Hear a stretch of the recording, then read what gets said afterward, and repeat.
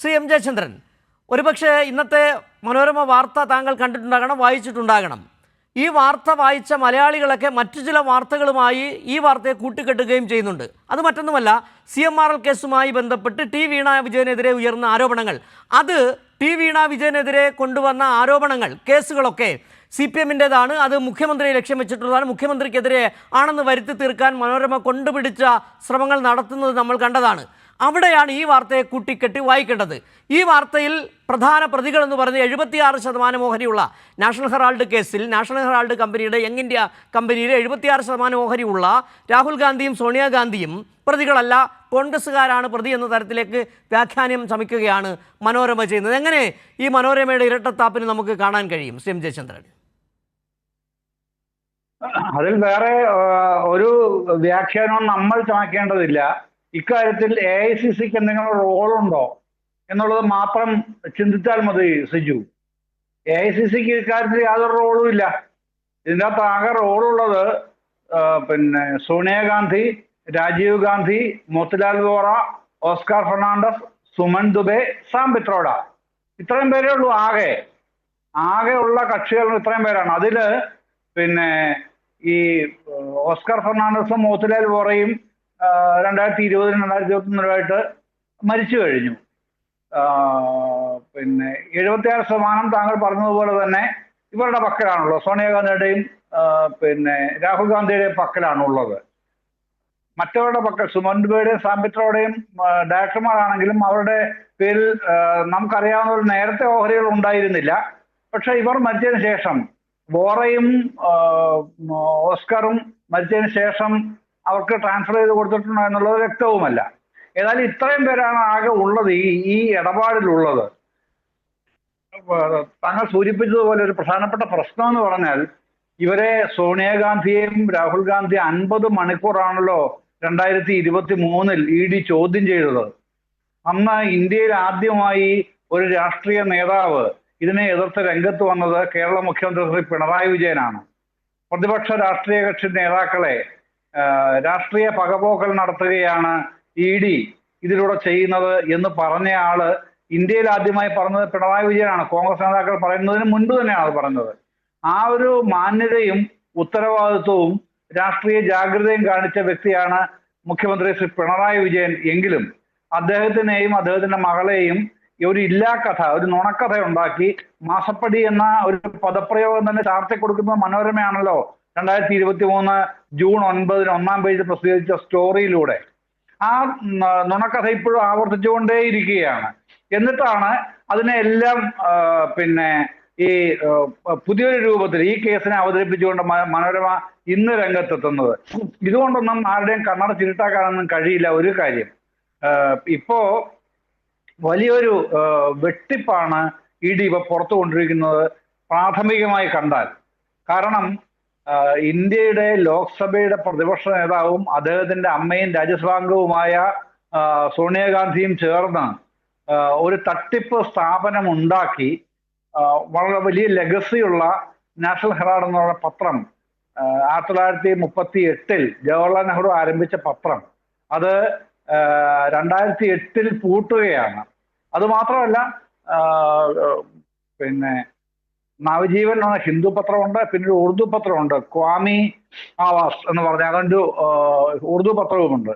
അതൊക്കെ കെടുകാര്യസ്ഥത കൊണ്ട് പൂട്ടുകയാണ്. കെടുകാര്യസ്ഥതയാണോ അതോ ബോധപൂർവം ആ ഒരു പൂട്ടലിന്റെ അനിവാര്യതയിലേക്ക് എത്തിക്കുകയാണോ? താങ്കൾ പറഞ്ഞ അതാണ് ഒരു പ്രധാന പ്രശ്നം. താങ്കൾ സൂചിപ്പിച്ച വളരെ പ്രസക്തമായ കാര്യമാണ്. കെടുകാര്യസ്ഥതയാണോ അത് പൂട്ടിക്കാൻ ആരോ ബോധപൂർവ്വം ശ്രമിച്ചു എന്നുള്ളതാണ്. കാരണം ഇതിനകത്ത് ഉയരുന്നത് 2000 കോടിയുടെ മൂല്യമുള്ള വസ്തുക്കൾ 50 ലക്ഷം രൂപയ്ക്ക് രാഹുൽ ഗാന്ധിയും സോണിയാഗാന്ധി ഉൾപ്പെട്ട ട്രസ്റ്റ് എഴുതി വാങ്ങുകയാണ്. ഈ 50 ലക്ഷം രൂപ എവിടെ നിന്നെടുത്തു? കോൺഗ്രസിൻ്റെ ഫണ്ടിൽ നിന്ന്. അതായത് ഒരേ സമയം കോൺഗ്രസിനെ പറ്റിച്ചു, അതോടൊപ്പം തന്നെ രാജ്യത്തെ ജനങ്ങളെയും പറ്റിച്ചു. അതാണ് താങ്കൾ പറഞ്ഞ രണ്ട് കാര്യങ്ങൾ. ഒന്ന്, നേരത്തെ താങ്കൾ ഉപയോഗിച്ച പദം വളരെ നല്ലതാണ്. അതായത് ഒന്ന്, പിണറായി വിജയൻ കാട്ടിയ ആ ഒരു രാഷ്ട്രീയ ജാഗ്രത, മാന്യത, അവിടെ ഇവർക്കുണ്ടോ എന്നുള്ളൊരു ചോദ്യമാണ്. അതവിടെ നിൽക്കട്ടെ വിഷയം. പക്ഷേ ഈ 50 ലക്ഷം രൂപയുടെ 2000 കോടി മൂല്യമുള്ള ഈ വസ്തുവകൾ 50 ലക്ഷം രൂപയ്ക്ക് എഴുതിയെടുത്തു എന്ന് മാത്രമല്ല, ആ 50 ലക്ഷം രൂപ കോൺഗ്രസിൽ നിന്ന് തട്ടിയെടുക്കുകയും ചെയ്തു. ഇതാണല്ലോ ശരിയായ വസ്തുത. അതിനപ്പുറത്തേക്ക് ഒരു കാര്യം കൂടി ഇതിന്റെ പിന്നണിയിൽ നടക്കുന്നുണ്ട് സിജു. കാരണം ഈ 50 ലക്ഷം രൂപയുടെ പ്രശ്നം വരുന്നതിന് മുൻപ് തന്നെ ആസൂത്രിതമായ മറ്റൊരു തിരക്കഥയും നടപ്പാക്കപ്പെടുന്നുണ്ട്. അതായത് ഞാൻ പറഞ്ഞല്ലോ, 2008 ഈ നാഷണൽ ഹെറാൾഡും മറ്റു 2 പത്രങ്ങളും പൂട്ടുന്നുണ്ട്. പൂട്ടിയതിനു ശേഷം 2009 ആദ്യം ഒരു 78.34 കോടി രൂപ AICC-ന്ന് ഇവർക്ക് ഈ പിന്നെ കമ്പനിക്ക് കടം കൊടുക്കുന്നു. കടം കൊടുത്തിട്ട് തൊട്ടടുത്ത വർഷം 2010 ആ കടം ഒരു 10 കോടിയും കൂടി ഉയർത്തി 89.64 ലക്ഷമാക്കി ഉയർത്തുന്നുണ്ട്. 90 കോടി എന്ന് ഇപ്പം പറയുന്ന ആ കണക്കാണത്. ആ 90 കോടി കൊടുക്കുന്നുണ്ട്. ആരാണ് കൊടുക്കുന്നത്? അത് AICC ആണ് കൊടുക്കുന്നത്.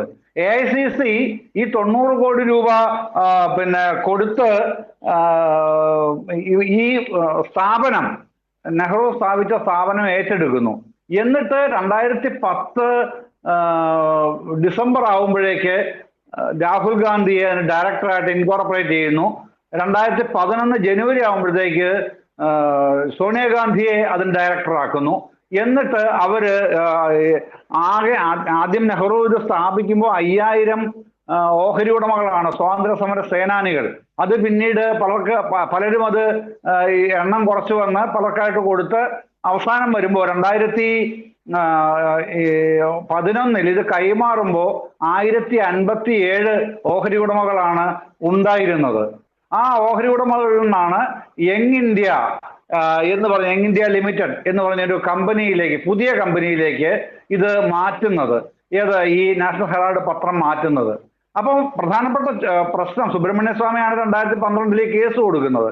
കേസ് കൊടുത്ത് ED ഇതിലേക്ക് രംഗപ്രവേശനം ചെയ്തത് 2021 അപ്പോ ഇതിൻ്റെ അകത്ത് പ്രധാനപ്പെട്ട തർക്കമായി അപ്പോഴും ഇപ്പോഴും ഉയർന്നു നിൽക്കുന്ന ഏറ്റവും സുപ്രധാനമായ നിയമപ്രശ്നം 1950 പീപ്പിൾസ് റെപ്രസെന്റേഷൻ ആക്ട്, ജനപ്രാതിനിധ്യ നിയമം അനുസരിച്ച് വ്യവസ്ഥപ്പെടുത്തിയിരിക്കുന്നത് ഒരു രാഷ്ട്രീയ പാർട്ടിക്കും, ഔദ്യോഗികമായി രജിസ്റ്റർ ചെയ്യപ്പെട്ടിട്ടുള്ള election commission of India register ചെയ്യപ്പെട്ടുള്ള ഒരു രാഷ്ട്രീയ പാർട്ടിക്കും ഇങ്ങനെ ഇപ്രകാരം AICC കാണിച്ചതുപോലെ പണം കടം കൊടുക്കാൻ അധികാരമില്ല. അങ്ങനെ ചെയ്യുന്നത് നിയമവിരുദ്ധമാണ്.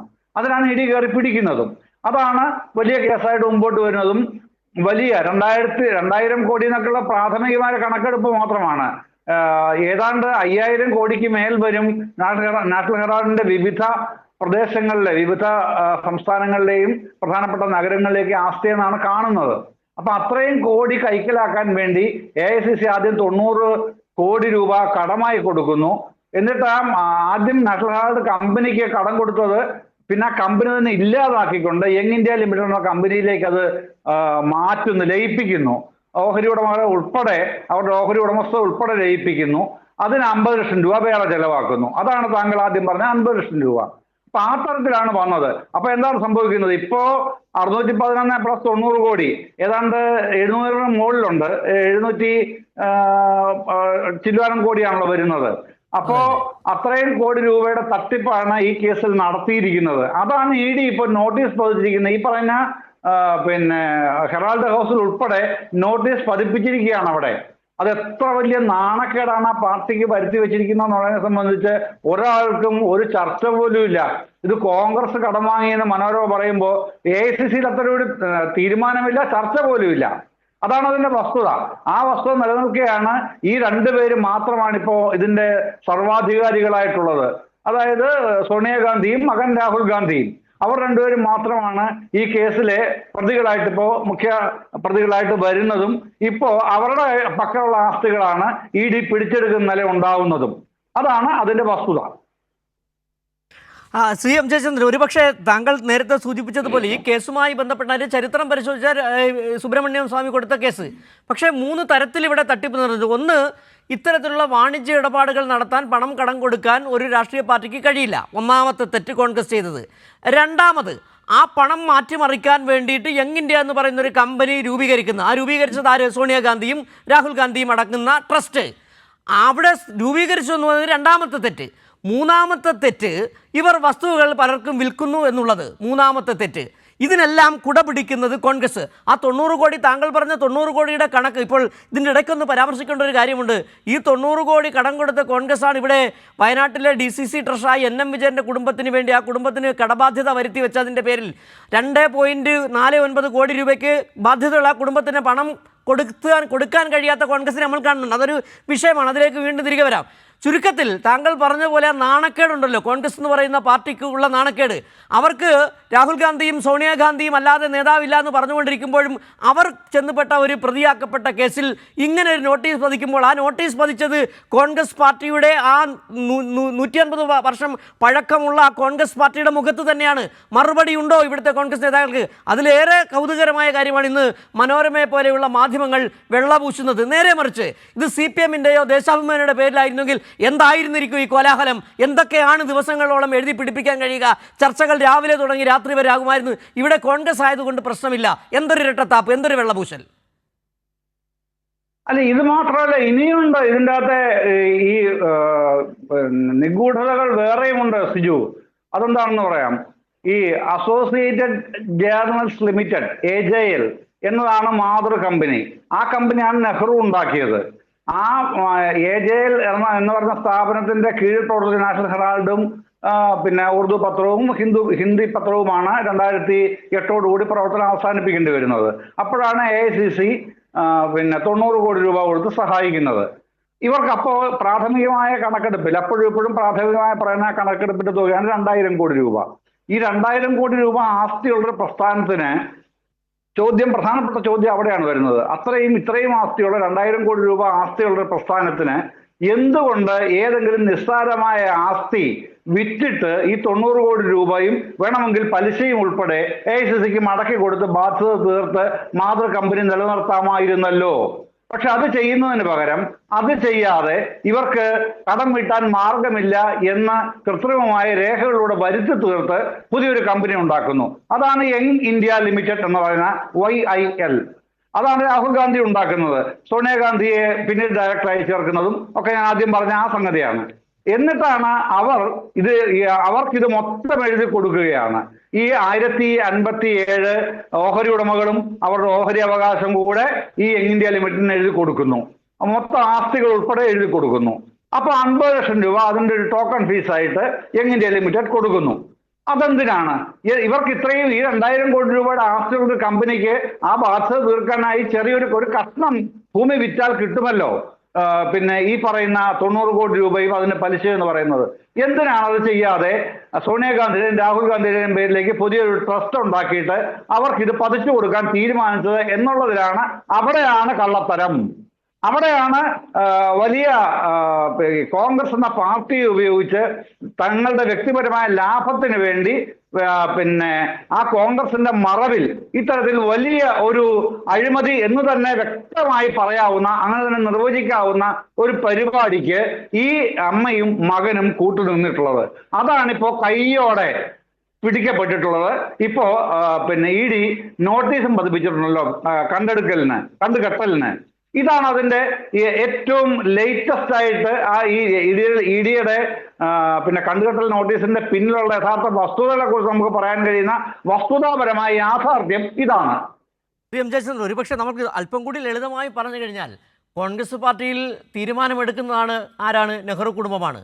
അത് രാഹുൽ ഗാന്ധി, സോണിയാഗാന്ധി, മുൻപ് രാജീവ് ഗാന്ധി, അവരറിയാതെ കോൺഗ്രസിൽ എന്തെങ്കിലും തീരുമാനമെടുക്കും. ഇപ്പോൾ ഒരുപക്ഷെ നമ്മൾ ഈ ചർച്ച ചെയ്യുമ്പോൾ പോലും നമ്മൾ തന്നെ അറിയാതെ ചർച്ച ചെയ്തു പോവുകയാണ്.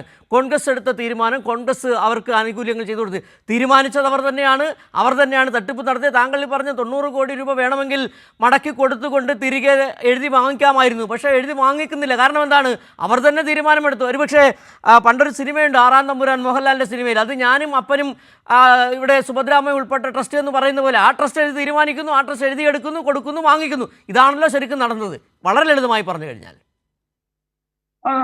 അത് പിന്നെ ലളിതമായി പറഞ്ഞാൽ താങ്കൾ പറഞ്ഞത് തന്നെയാണ് എന്ന് മാത്രമല്ല, ഒന്നുകൂടെ ഞാൻ കൂട്ടിച്ചേർക്കാം, ഇതൊരു പകൽക്കൊള്ളയാണ് സിജു. പകൽക്കൊള്ള തന്നെയാണിത്.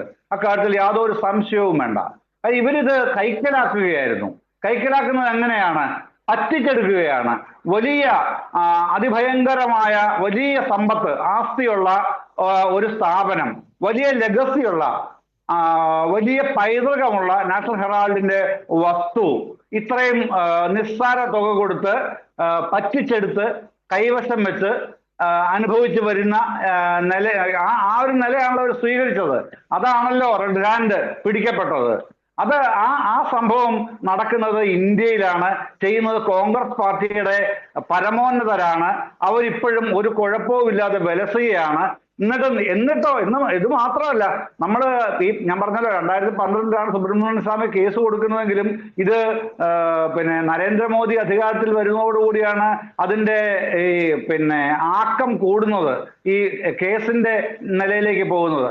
അപ്പൊ 2015 സംഭവിക്കുന്ന എന്താണ്? ലോക്സഭയിൽ ദിവസങ്ങളോളം നീണ്ടു നിൽക്കുന്ന, ലോക്സഭയെ പ്രകമ്പനം കൊള്ളിക്കുന്ന തരത്തിൽ സഭാ നടപടികൾ കൂടി തടസ്സപ്പെടുത്തിക്കൊണ്ട് രാഹുൽ ഗാന്ധിയും ഒക്കെ ഇടപെടുന്ന വലിയ പ്രതിഷേധങ്ങൾ അതിൻ്റെ അകത്ത് നടക്കുകയാണ്. അന്നും കാര്യവിവരമല്ല ഉള്ളവരെല്ലാവരും പറയുന്നുണ്ട്, നിങ്ങൾ ഇക്കാര്യത്തിൽ നിങ്ങൾക്ക് എന്തെങ്കിലും ചെയ്യാനുണ്ടെങ്കിൽ നിയമപരമായിട്ടാണ് ചെയ്യേണ്ടത് എന്ന് പറയുന്നുണ്ട്. പക്ഷെ അവർ അതിന് വഴങ്ങാതെ ലോക്സഭയിൽ ബഹളം ഉണ്ടാക്കുകയാണ് ചെയ്യുന്നത്. ആ സമയത്തൊക്കെയാണ് പലരും അന്വേഷിച്ചു പോകുന്നത് എന്താണ് ഇതിന്റെ വസ്തുത എന്നുള്ളത്. അപ്പോഴാണ് മനസ്സിലാകുന്നത് ഇതുപോലുള്ള വലിയ പകൽക്കൊള്ളകളാണ് നടന്നിരിക്കുന്നത്. അതുകൊണ്ട് തന്നെ ഇത് ബഹളം ഉണ്ടാക്കി ഗവൺമെന്റിനെ സമ്മർദ്ദത്തിലാക്കാനുള്ള രാഷ്ട്രീയ തന്ത്രമായിട്ടാണ് ഇത് രൂപപ്പെടുന്നത് എന്നുള്ളത് എല്ലാവർക്കും മനസ്സിലാവുന്നുമുണ്ട്. ഏതായാലും മറ്റുള്ളവരെ ആരോപിക്കുമ്പോൾ ഈ തങ്ങളുടെ കണ്ണിൽ എന്താണ്, കണ്ണിൽ മാത്രമല്ല ശരീരമാകെയും തങ്ങളുടെ രാഷ്ട്രീയ നേതാക്കളാണല്ലോ, വലിയ രാഷ്ട്രീയ നേതാക്കളാണല്ലോ. ഈ രാഷ്ട്രീയ നേതാക്കൾ പേർന്ന് ലെഗസി നെഹ്റു പൈതൃകമാണ് പേറുന്നത്, ഗാന്ധി പൈതൃകമാണ് പേറുന്നത്. അവർ പക്ഷേ പകൽക്കൊള്ള നടത്തുന്നതിന് പട്ടാപ്പകൽ തന്നെ പിടിക്കപ്പെട്ടിരിക്കുന്നു. അതാണ് എൻഫോഴ്സ്മെന്റ് ഡയറക്ടറേറ്റിനെ കൊണ്ട് ഇപ്പോ ഇത് ആസ്തി കണ്ടുകെട്ടുന്ന രൂപത്തിലേക്ക് മാറ്റപ്പെട്ടിട്ടുള്ളത്. ഇനി അവിടെ കൊണ്ട് തീരുമോ എന്നുള്ളതാണ് അടുത്ത വലിയ ചോദ്യം വരുന്നത്. അങ്ങനെ വരുമ്പോ ഇത്തരം ഒരു കേസ് വരുമ്പോ അത് ഈ ഒരു പിടിച്ചെടുക്കൽ കൂടെ മാത്രം, ഹെറാൾഡ് ഹൗസ് പിടിച്ചെടുത്തു, അതുപോലെ ലഖ്നൌവിലും മുംബൈ ബാന്ദ്രയിലുമുള്ള വസ്തുവകൾക്കും ഈ പിടിച്ചെടുക്കൽ നോട്ടീസ് പതിപ്പിച്ചിട്ടുണ്ട്. അതുകൊണ്ട് മാത്രമേ തീരും. ഇത് നിയമപരമായി മുമ്പോട്ട് പോകട്ടെ കേസ്. ഇവര് ഈ പകൽക്കൊള്ള എന്ന് പറയുമ്പോൾ ഇതെങ്ങനെ നടത്തി, എത്രത്തോളം നടത്തി, അതിന്റെ ആസ്തികൾ എത്രത്തോളം അനുഭവിച്ചു. പലയിടത്തും ഈ നാഷണൽ ഹെറാൾഡിന്റെ പേരിൽ ഉദാഹരണത്തിന് ബാന്ദ്രയിൽ കെട്ടിപ്പൊക്കിയത് വലിയ പടുകൂറ്റൻ ഷോപ്പിംഗ് കോംപ്ലക്സ് ആണ്. അതിൽ നിന്ന് ലക്ഷക്കണക്കിന് രൂപയുടെ വാടകയാണ് ഓരോ ദിവസവും എന്ന പോലെ കിട്ടിക്കൊണ്ടിരിക്കുന്നത്. ആ വരുമാനം ഇവർക്ക് തന്നെയാണുള്ളത്. അത് തന്നെ